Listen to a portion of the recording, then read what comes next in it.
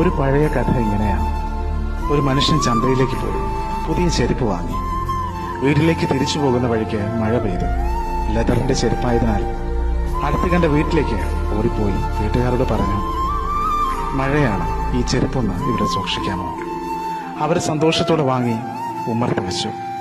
പിറ്റേ ദിവസം ആ വഴിയിലൂടെ ശ്മശാനത്തിലേക്ക് മൃതദേഹവുമായി കുറെ പേരെ പോവുകയായിരുന്നു. ആ വീടിന് മുന്നിലെത്തിയപ്പോൾ മഴ തുടങ്ങി. ഉടനെ മൃതദേഹവുമായിട്ട് അവർ ആ വീട്ടിലേക്ക് കയറി. ഉടമസ്ഥനോട് ചോദിച്ചു, മഴ തോരുന്നത് വരെ ഈ മൃതദേഹം നിങ്ങളുടെ വീട്ടിൽ സൂക്ഷിക്കാൻ സാധിക്കുമോ? വീട്ടിലെന്നല്ല, മുറ്റത്ത് പോലും അവർ നിൽക്കാൻ അവർ അനുവദിച്ചില്ല.